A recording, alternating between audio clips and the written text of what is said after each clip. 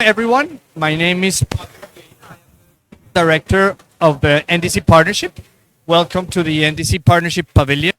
We're very, very happy to have this conversation this afternoon that will focus on the official launch of IFAD's new publication, Adaptation Finance, Building the Investment Case. And I think that I'm so happy to see it has been so relevant in this COP. No, it's been the cross-cutting session every day in every event, which is so important to bring the visibility and the importance of this topic. This is a very timely report, so I want to congratulate IFAD for the leadership in presenting this. It comes as countries are here in Belém, where it's very clear for many countries that the need for adaptation is immediate, and where the COP presidency has placed adaptation, resilience, and livelihood at the very center of this climate agenda and the conversations to it. This report sets clear messages. Adaptation is a sound economic. Unfortunately, we have been living in a world where adaptation is seen as a burden, as a cost, instead of as an opportunity.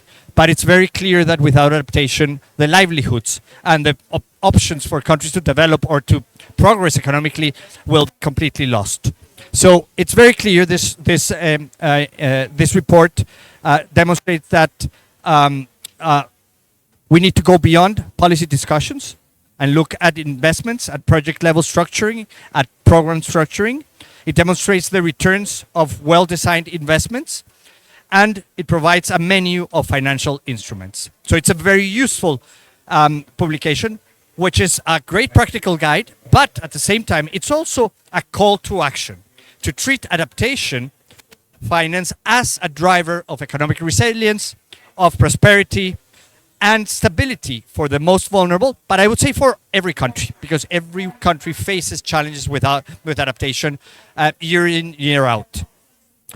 I just came from a conversation where we convened by the Climate and Development Ministerial and the V20, where we are hearing from Jamaica. No, the representative from Jamaica was coming from his country, and early analysis has demonstrated that this last hurricane, Mandy, I can't remember, Melissa, is going to be probably responsible for a loss around 37% of GDP for the year. This is incredible. And it's not something that happens every 2 decades, once in a century, even though it was, the size of this hurricane was incredibly big, that they're thinking of coming with a new scale, because 5 is no longer big enough for hurricane scales. And it's the way that people live today in this planet, especially the most vulnerable. So this resonates strongly with our members, and Jamaica is one of our members, and we've been working with them for many years, because the NDC partnership brings together more than 250 members, including 140 countries, both developed and developing, and more than 110 institutions that deliver on ambitious climate action to help countries achieve their Paris Agreement goals, but also to drive sustainable development. At the end of the day, the Paris Agreement and climate action are a means to an end, which is prosperous futures for everyone. And that is critical. Over the past 9 years, our members have been supported through more than 300 partners. And more than 100 countries have been supported by the partnership in strengthening the institutions, strengthening their policy frameworks, developing investment plans, and mobilizing finance, all based on stronger, more effective, more ambitious NDCs that they have been developing. Of this, areas of support, finance mobilization is the most requested area of support in the partnership. And adaptation finance is a key priority for members, and we're growing more and more in terms of coming associated with adaptation finance, because there's also that public finance going to the GCF or to bilateral donors will not be enough to tackle the challenge of adaptation. So there's a need to think of adaptation finance in a different way. and to need to involve other stakeholders beyond ministries of environment, which is why we're so happy to have some representing a Ministry of Finance in this conversation today, for example. Still, countries struggle to move from the commitments of their NDCs and their NAPs into action with financing for implementation. So we need to definitely double down on the efforts to support developing countries, advance the mobilization of finance for adaptation. And this is where we see documents like this, reports like this, as a critical tool to help countries advance this. Tomorrow, we will formally adopt our new work program that will 2026 to 2030. And so finance is one of the three critical pillars. And in that sense, adaptation is a cross-cutting element that covers all the efforts of the partnership. Finance in this new work program includes a two-pronged approach. First, it's to strengthen enabling conditions for finance mobilization delivered through programmatic approaches.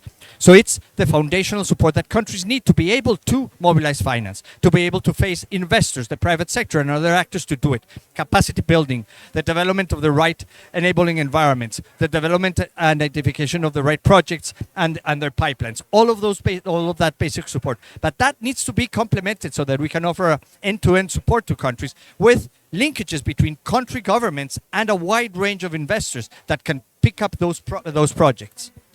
This enables the NDC partnership to support countries through early stages of support and help facilitate handovers to bring investors forward. Partners like IFAD are critical across the entire cycle. You provide critical support to countries on specific areas that go from technical assistance all the way to the mobilization of finance, many times through innovative approaches and tools, which is critical in this moment in time. So, this new IFAD publication, we will hear more about today, provides a compelling investment case for scaling adaptation finance by demonstrating its economic viability, outlining proven financial models, and identifying instruments that attract public and private finance. So now let's move into the presentation. I have a wonderful panel here with me that will be talking more about this report and about the importance of finance for adaptation. We have leaders who are the future of adaptation finance across different sectors and regions. First, it's my pleasure to introduce Peter Bogart. I hope that I did well there. She's the Managing Director of the Office of Technical Delivery at the International Fund for Agricultural Development, IFAD.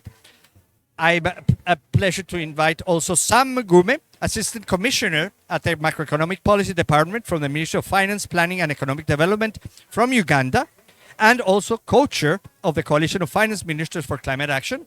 Thank you, Sam, for joining us. And finally, Nuala O'Brien, Director of Climate Unit at Ireland's Department of Foreign Affairs.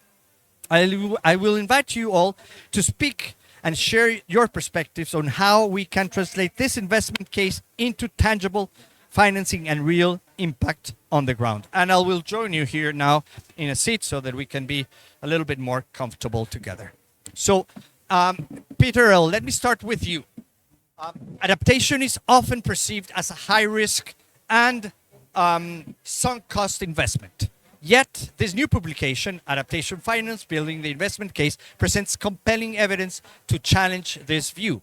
Could you share what you see as most innovative about this publication and how it helps shift this perception and how countries can pick up this and drive forward with effective mobilization of finance for adaptation? Please. Thank you so much. Is this working? Yes, okay, good. Thank you so much for allowing us to launch this publication. Indeed, it is for us, and not only for us, but we hope also for our...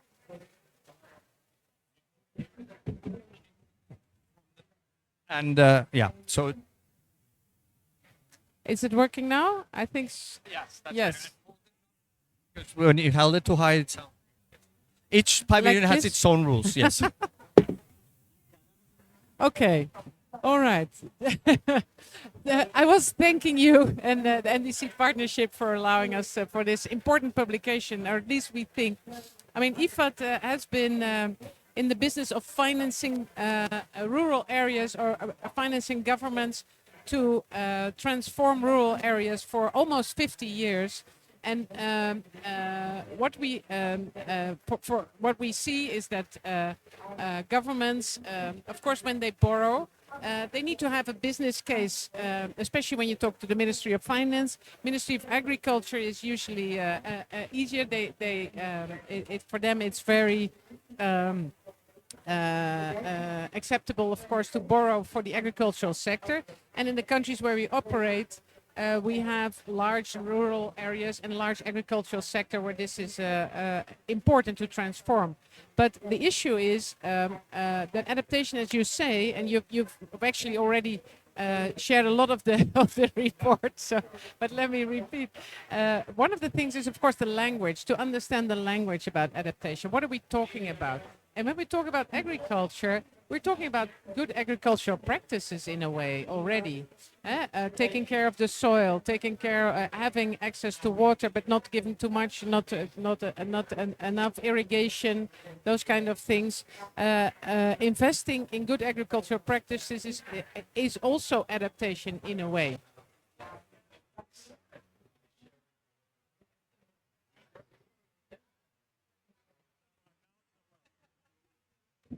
Let me. I'll Yeah. So this one is better. Yes. Okay. Okay. So what we're trying to show in this publication, or what we aim to show in this publication, is that investment in adaptation is more than investment in food security. It is really smart economics. $1 invested is 10 returns, and the World Research Institute has calculated this in terms of not only financial returns but also income returns, health returns, social returns, and so on. So there's a lot of benefits, and we were compelled to do this because governments were not always keen to invest in such long-term outcomes. So we had to make it more visible to them that investing, what fits would be now when you're investing. So this is something, this was one of the reasons, but also the other reason is we wanted to show to private investors, private sector investors also, who often speak a different language. I mean, I come from the private sector myself, and from commercial banking, and I know that commercial banks are in general not keen to finance agricultural sector at all. I mean, let alone if we're talking developing countries and smallholder farms. So access to finance is in general an issue for agriculture. And if you then add the smallholder issue and the difficult countries, and you talk about adaptation, then it's even worse. So what we're trying to do is also to bridge the gap with the language and show that the perceived risk is not the same as the actual risk. That it's actually not such a high risk if you invest in smallholders and help them use the right agricultural practices. So it's about language. It's about turning risk into opportunities. It's about making sure that adaptation is seen as a smart already now, even though it results in benefits in the long term. That's our goal. Thank you. Oh, this works. Okay. Thank you. Thank you so much. And the thing is, for people on the ground, this is very logical, and it makes a lot of sense because they're living it. But as you say, they go to a bank and they're talking about agriculture or water or even worse, adaptation, and everyone runs away because they say there's no returns on this. So thinking of innovative ways to make sure that that business case is built, and that we incorporate the impacts of climate change into the decision-making processes for investments is really, really important. So once again, congratulations on this report, and thank you very much for that. Let me move now to Sam. Sam, as co-chair of the Coalition of Finance Ministers, we've seen the coalition turned into a key forum for aligning economic and climate priorities by bringing together finance leaders from across the globe. This is something that a few years ago was not happening. The participation of finance ministries has increased significantly over the last few years in conversations around climate change, and a lot of that has to do with the leadership and the role of the Coalition of Finance Ministers. So what do you see as the role that the coalition can play in helping member countries build a stronger economic case for adaptation, and what partnerships could enhance this agenda? And how do you see this reflected, not just no, on the ministries of finance, but in terms of the differences between developed and developing countries and the needs that they might have? Thank you so much, Andy, for inviting me here, Pablo, my friend, and for the NDCB. But also, thank you, IFAD, for this report. And I'm honored really to be at the launch of this report, which really speaks to what we want. And I was introduced, I come from macroeconomic policy, Minister of Finance, Uganda, but also we are co-chairs. So I'll speak a little bit from Uganda and the coalition itself. From the coalition itself, we are 100 countries now, ministers of finance, and all we do is try to understand these things that we talk about in adaptation. So the language is very, very critical. That's all that we're doing, is understand the language and be able to put it in our language. Because when you speak about adaptation now, for me, it is increased economic growth. It is increasing employment. It's making sure households are able to survive, have food, survive for the next 2-3 days. It's making sure that we have water, and it's making sure that there are roads to go to the markets. So for me, that is the adaptation. And I think the narrative over time has been changing. Because in the past, 10-15 years ago, you talk development, yes. Adaptation, oh, go that side. We are talking about development. Now we've reached at a stage where you cannot do that. Because if you come to my country, I'll give you an example. When you're speaking, I remembered, IFAD has been with us for a long time. We did improve variety crops, and we're looking at drought. Particularly, I'll talk about coffee. So we got improved varieties of coffee. But right now, coffee is a business, is a strong business in the country. So it has come from adaptation, and then we're going to coffee as a business. Countries getting money, households are getting a lot of money, small, So for me, that's the key thing about the language. But what we do in the coalition itself, one is we go deeper than this. You spoke about the report from WRI that talks about the triple dividend, which is correct. Investment in adaptation gives us all those even low, lost cost and avoiding losses as part. That's 1 to 10. But in Uganda, we've done this also to our investments in particular, and we're looking at. We are trying to do our models.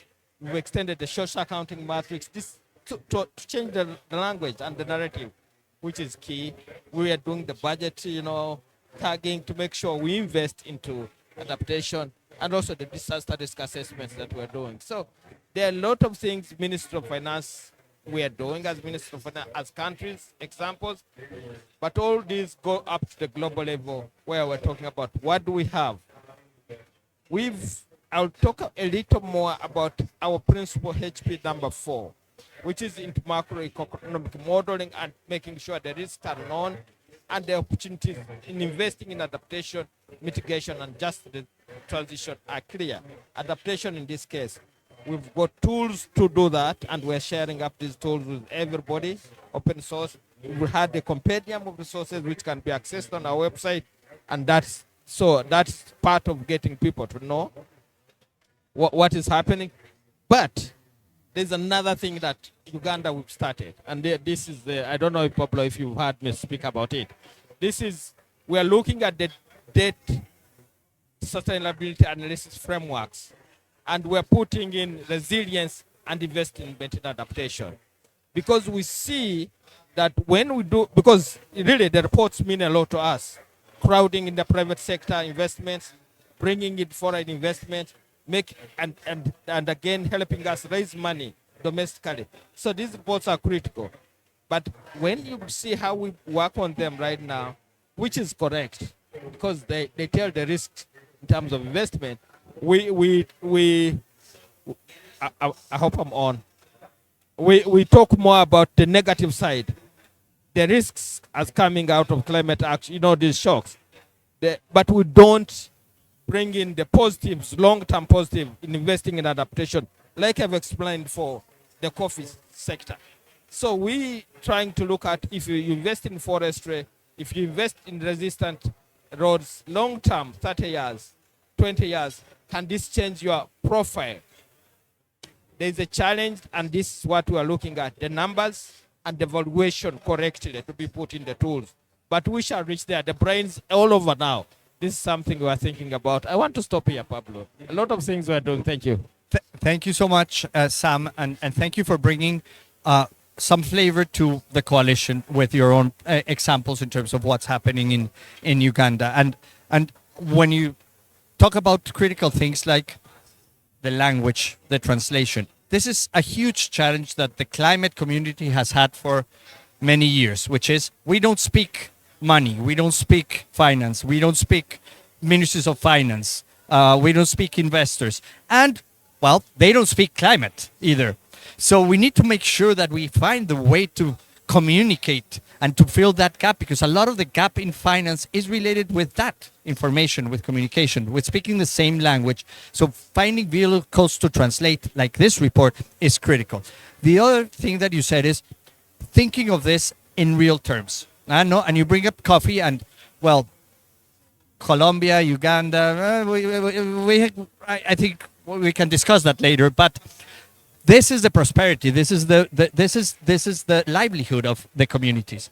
And if you don't have agriculture that is resilient to climate change, if you don't have the financial vehicles to invest on that livelihood, for it to be more resilient, then you're losing that livelihood.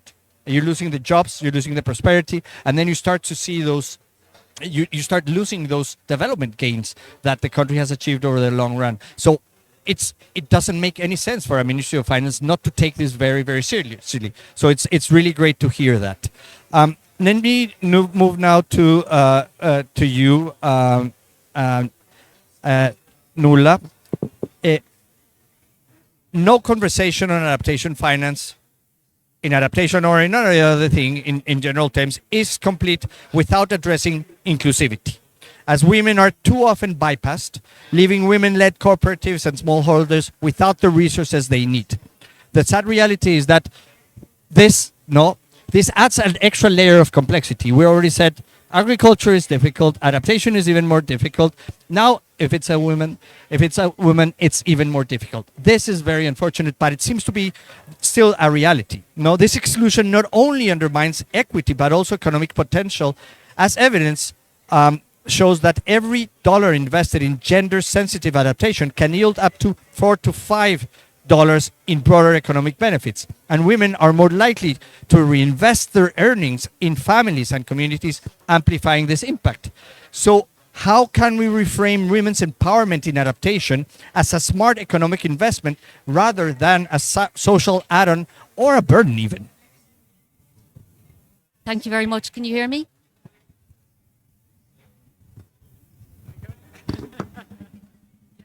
Thank you very much. Can you hear me now?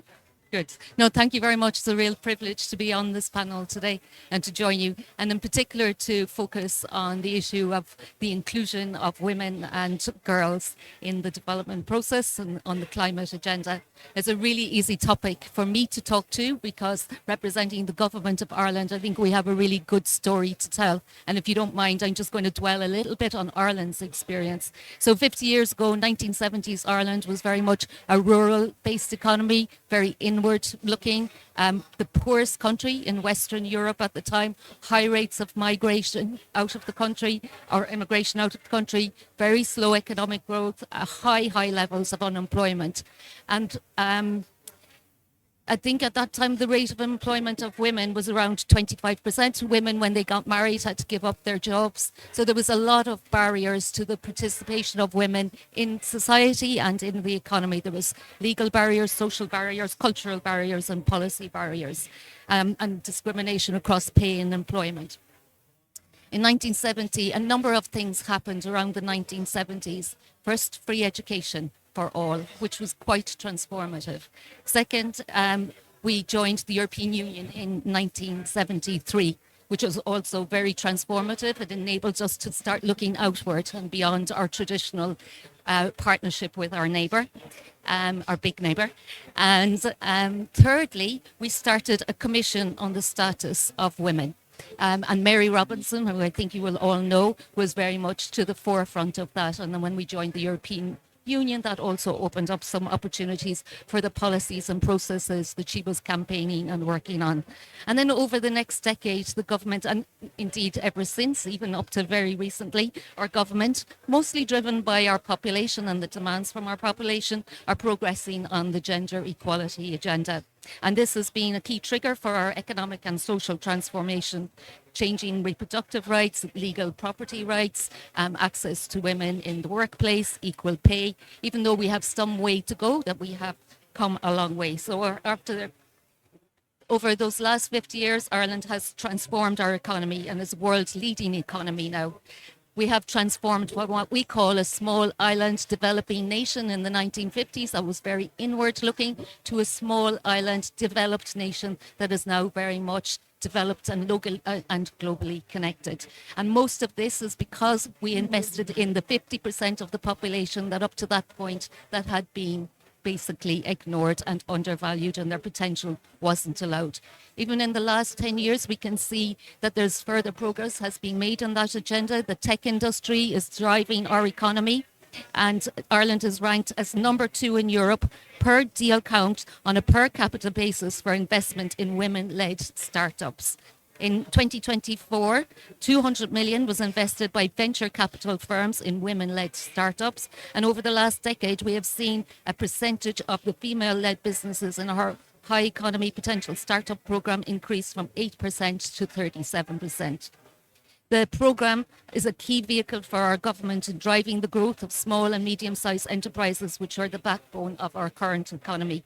And similarly, in Ireland's rural economy and agriculture, there's been a major driver, which is a major driver of growth. There's been huge investment in small businesses that are women-led, and huge growth in that, which has been a driver of our rural economy as well, connecting it to our investment economy and our outward trade economy. Ireland now produces 10 times more food than we consume. So it's quite a transformation. And the engagement of the private sector has been a key part of that.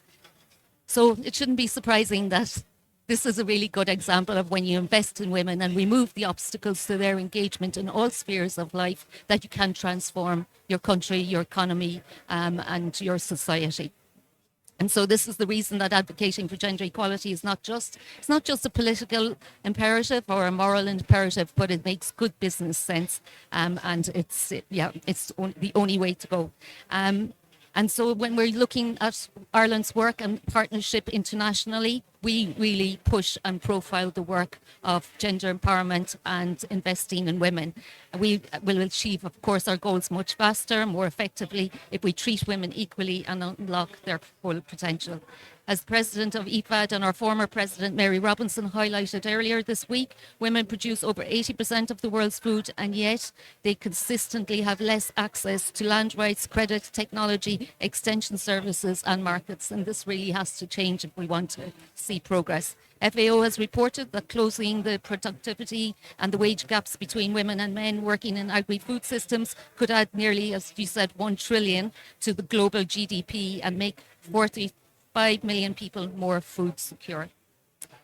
Investing in half of your population's education and economic potential should seem like the simple thing to do. You said it's the difficult thing to do, but it should be the simple decision because it makes such economic sense. But however, we are seeing a regression in terms of the gender agenda. So I want to congratulate IFAD. Thank you for your leadership in launching today's report and on making the investment case for adaptation finance. This is a real priority for Ireland. Our adaptation financing is something that we have been increasing over the last 4 to 5 years. We are now we made a commitment to climate financing of 225 million by 2025, which we are on track to meet, and 80% of that goes towards adaptation.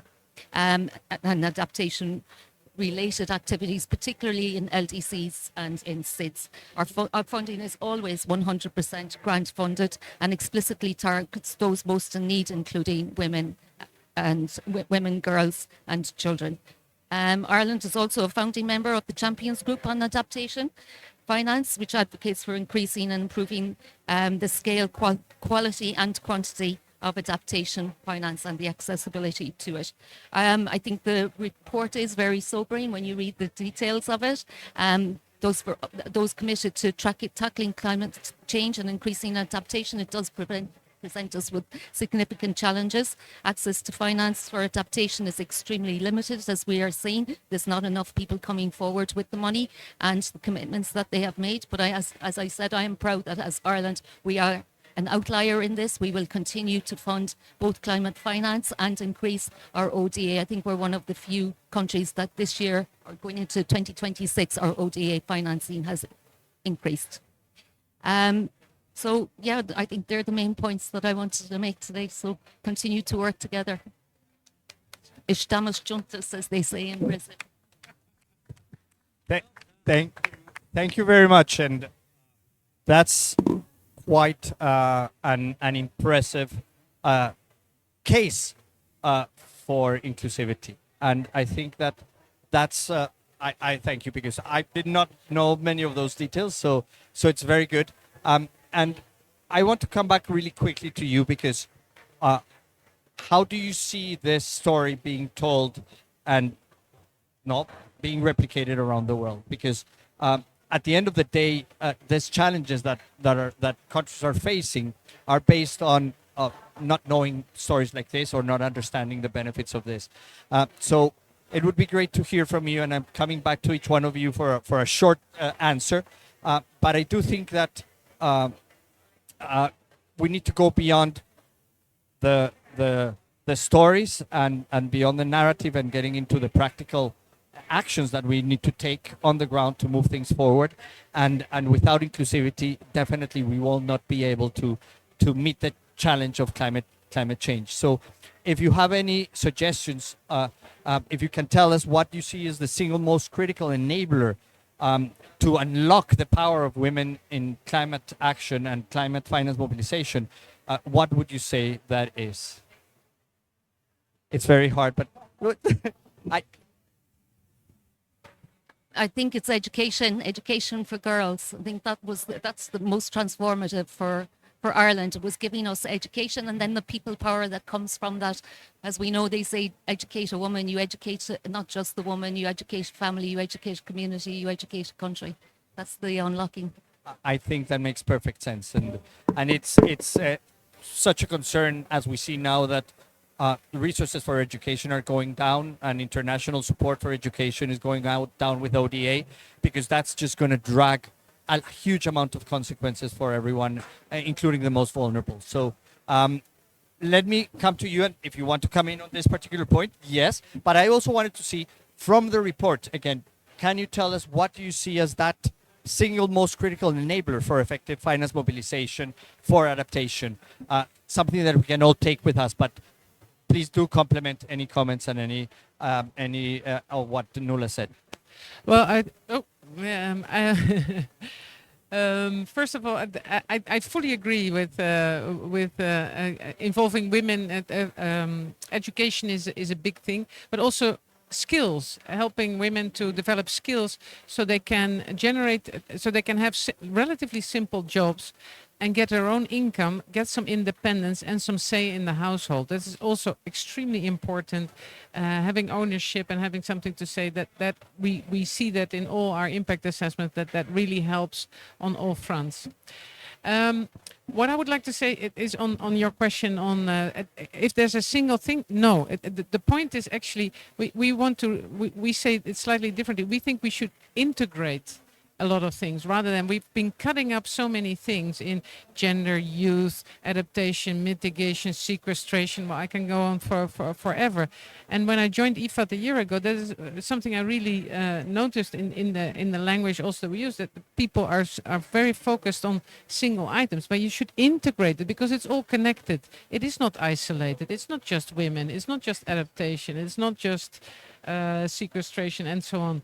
So that is what we're looking to go back to integrate all those topics, actually, to have a holistic view, to still keep an eye on the ball of women empowerment and youth and so on, but to integrate it. This is what really works. This is where we see the biggest benefit. We just did a impact assessment for IFAD for our previous replenishment to see what works, and we see that value chain development, that's the biggest, the most impactful, but integrated also there, integrate not only production improvement, but also a road and market, access to market, an off-taker, access to finance, all combined, not separate.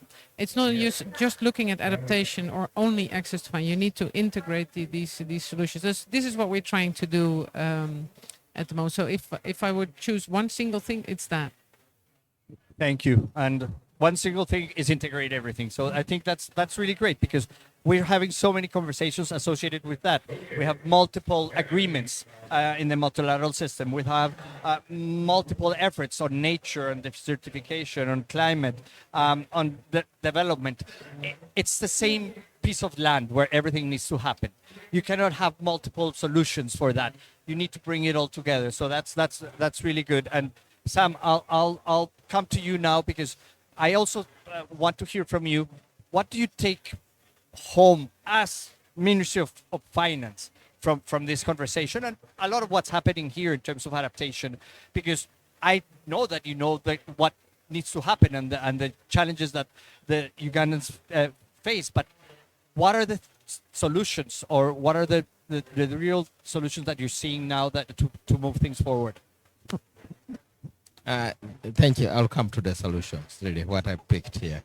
But the really the important thing that we should do, integration is key, and I like that point, and that speaks to the country platforms we are thinking about and want to put forward. How do we integrate this and have long term? I just wanted to talk about that, but doesn't come easy. We do have programs in our national development plan, merging sectors, but we still see the silo thing coming up. But over time, we think it will work. For me, that's really, really key. And when you integrate, the key point is also make sure ministers of finance are continuously engaged and part of what is happening. Minister of Finance Planning and Development. I also wanted to speak about the gender thing, because it speaks to me. I'm a father of 3 girls, and every day I tell them, you are better than everybody. True. But I will tell you, in our context, developing, it's still difficult. So empowering the girl child, empowering is very, very critical. Education is one thing, but we need to change even the curriculum and what is taught there, because they go to, when I tell them you are the best, then they go to class and teacher tells you're a girl, there's a boy, then they come and tell me such a things, So there's a lot more that we have to do. Ownership of resources. They say if I pass away, then they can't take me. I say no. So such a things. There's a lot of work that we still have to do. It goes show a lot of things, but it's empowering in terms of resources, information, and education. So what is the takeaway? I love this because everyone is answering the previous question and their new question. So that's how this works. Thank you. The biggest takeaway for me here is all over the different engagements have been the interest in having the Minister of Finance get engaged from everybody. For me, it's very, very high. And the appreciation, like you said, from Minister of Finance that is that people who are here and the coalition itself is strong. They do appreciate this is the way we have to go. But there's a challenge. The challenge is that when you look at how we invest, I sit in macroeconomic policy. I look at, do the numbers, put the resource envelope. Then the budget directorate is looking at the spending part, gives me a deficit of around 30 billion Uganda shillings. I say 50, they say 8. So we sit and say, what do we choose? And then the budget becomes now a technical, political, social document. So it's possible. We are going to, this is where we're moving. So what we want to do together is to be able to, all of us, the technical people, the political wing, all of us, to understand that this is what we want to table long term, and we should be able to explain that in detail. That if we are doing short term gains, we are losing. It has to be long term, it has to be adaptive, and should be ensure resilience. So that's my take. Thank you. Thank you very much, Sam, and I agree with you. And I have to say, I don't think there's any more critical integrator in a government than the Ministry of Finance. And that's why it's such a critical role. So thank you for that. We have a couple of minutes, so let me turn to our audience to see if there's any questions to this wonderful panel before we go to closing. So anyone wants to come in?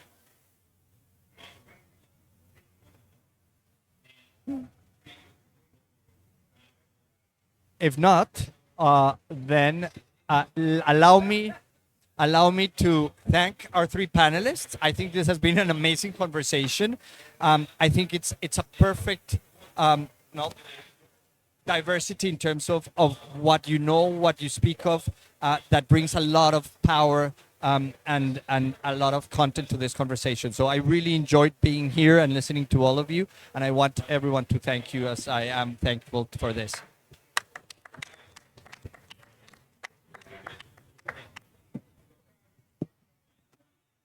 Thank you very much. And as you step down, it is my pleasure to invite to close this very important conversation, Philip Burns, Head of International Climate Initiative, ICI, very well known ICI, from the now Federal Ministry for the Environment, Climate Action, Nature Conservation, and Nuclear Safety. I have to learn it from zero every time. So Philip, please come in. Thank you, Pablo. Thank you very much. Oh, sorry. You thought you could leave already, right?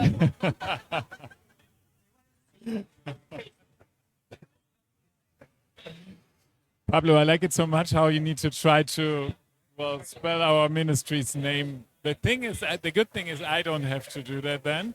It's really tricky. It's the Ministry for Environment and I would say climate action and many other important things. This has been a really, really, really amazing panel. Thank you all so much. And I'm very happy that I'm here to say a few words. I will be brief, a few words on my and our perspective on that. I'm with the International Climate Initiative, the ICI. And of course, adaptation is one of our key efforts. We're doing mitigation, we're doing adaptation, biodiversity, and of course, natural carbon sinks. And the main idea is to bring those things together and make sure that we have an integrated approach and that we don't divide between mitigation and adaptation, because there are so many things which are actually delivering on both. But I would like to thank IFAD for this report. I think it comes at a perfect timing. I mean, we are here at COP. We see how important adaptation is as a topic for so many countries. And I mean, all of us also coming from the developed countries, we need to acknowledge that without accepting that there is need for support on adaptation, we're not going to be successful in the COP. So it is so crucial, but at the same time, we see climate finance is really lacking behind when it comes to adaptation. And then we see, what is it? Why are we keep talking about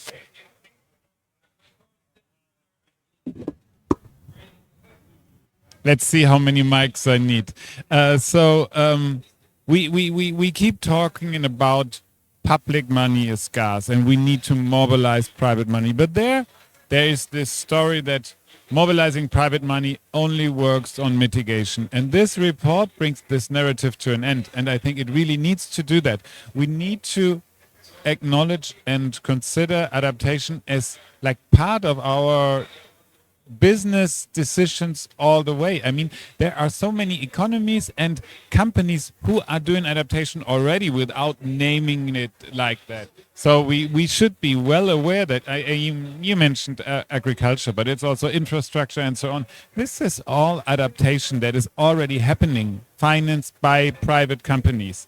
And then, yeah, Sam, you said about the business case and the WRI study. I mean, of course, it is true that you said if you have avoided loss, that is already a return of investment, be it for the coffee producers or the insurance companies. But I mean, this is something you really need to take into account. If you are not doing that, it's going to be much, much more expensive. And just to the end, I mean, we have been working with a number of trust funds over the last decade, and most of them are still working on this narrative I mentioned at the very beginning, that trust funds are reducing the risks for investments, and those investments only work if they are on mitigation. But it's not true, and I think with IFAD we can, with this your report, we can showcase that. But I know that there are now so many new ideas. For example, you have the CPI lab, and there are so many ideas of trust funds coming out of that on adaptation. So I'm 100% positive that within the next years we will see a real shift towards this mobilizing private investments in adaptation as well. Maybe just for the end, I mentioned that there is a lack of adaptation finance. As Germany, we have been over the last year. We have contributed more than 6 billion euros to climate finance from public money. It's almost 12 billion if you take the mobilized money as well. But out of those 46% were on adaptation. So we really know that there needs to be a balanced approach. And when we start talking about this private money, this does not mean, and it must not mean, that we want to take out the public money from that. It's just that making sure that everyone understands adaptation is not only grants and lost money, it's also investments and mobilizing money. And I'm so happy, and thank you very much for pointing that out, and a great report. Thank you all very much for the session.